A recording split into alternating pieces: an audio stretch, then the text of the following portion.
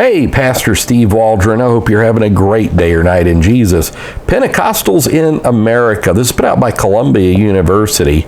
So I try to get everything I can on worldwide Pentecostalism, Pentecostals in America, especially from an academic viewpoint, because it's fascinating to me what academics think about Pentecostalism, beginning with Harvey Cox and scaling the secular city in that. So let's get started. Thanks for being here. Join us daily. Share with your friends and family. Hit the bell notification when you subscribe, and check out our other YouTube videos and our YouTube community. I invite you to go there too. So Pentecostals in America by Arlene Sanchez Walsh, Contemporary American Religion Series. So let's take a look on the inside. I was interested in this cover picture as well. I thought maybe it would be right on here. I should have looked that part up before we got started. Didn't Columbia University, that used to be like Christ the King College or something college way back in the day, like 1700s. Cover image, here it is. Dixon Pentecostal Research Center, Cleveland, Tennessee. That, of course, would be the Church of God Research Center. So let's look at the table of contents here. Some of the stuff I was going to read on the back, I realized just because of the nature of the color scheme, I'm not sure I can read it with my eyes. Okay, so Pentecostal faith and practice, Pentecostal innovators, gender, sexualities and Pentecostalism, Pentecostal and popular culture, race, ethnicity, and the construction of American Pentecostal identity, outliers in American Pentecostalism, and then an epilogue, a whole new thing, the future of Pentecostalism in America, very extensive bibliography, and an index. And it's not quite as big as it feels in my hand. It's only like 150 pages. And that's with the bibliographies and index and footnotes and all that, which it's quite extensively footnoted.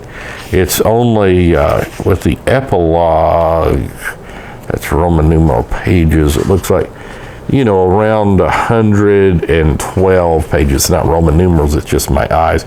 But it is very packed on a page. It's not small print, but it is very packed. And so let's just listen to this. W. Herbert Brewster on the radio went to a Kojic church. Elvis appropriated African-American musical styles in much the way early Pentecostals appropriated the African-American religious form, the difference being that Elvis gave credit to his musical influences. It's my contention that the AG rejection of their own son, this is Elvis, on the surface was rejection of Elvis' moral compromise with the secular world of rock music, but hidden deeper beneath was Elvis' religious and musical miscegnation. Now, I have no idea if that's really true or not, but it is fascinating to me. Some people looking from the outside in, they don't always get it right. Let's look here too. This is something I just thought about. Let's see if like United Pentecostal Church is mentioned in here. Like I just saw Charles Robeson. So Andrew Urshan is listed in here, but I don't see United Pentecostal Church. I do see Trinitarian branches, and but there's so much in a book like this, like Pentecostals in American society and all that. That would just be fascinating. Let's look up Andrew Urshan on page 25 in the prologue here. So in the 1910s, after Garfield T. Haywood left his job as an illustrator and became a full-time minister, he assumed leadership of the interracial Oneness Pentecostal denomination, PAW, and moved its headquarters from the West Coast to Indianapolis. There he maintained an interracial church at a time when such entities were rare and in parts of the United States illegal, until the realities of geographic growth faded these interracial dreams. Now, we'll say that G.T. Haywood and the Oneness people actually kept the Klan out of Indianapolis. Haywood's desire to maintain the interracial nature of the PAW fell apart because white ministers did not believe the movement would grow, and in fact experienced a backlash in the South. The movement grew more grew most during the 1920s. White PAW ministers did not want black PAW ministers to sign their minister credentials. There's also a deeply seated fear that the PAW interracial churches perform interracial marriages. Persian minister and oneness pioneer Andrew Urshan advocated breaking up the interracial PAW because it was necessary to the proclaiming of the gospel. This rationale would be used to explain the separation of the white ministers from the PAW fold, as it would be used again to explain the separation of white ministers from the Kojic, Charles Mason. Haywood's group, which became the largest black oneness denomination, gave rise to several others, including R.C. Lawson's Church of Our Lord Jesus Christ, which broke away from Haywood due to the differences over women's ordination and dress codes.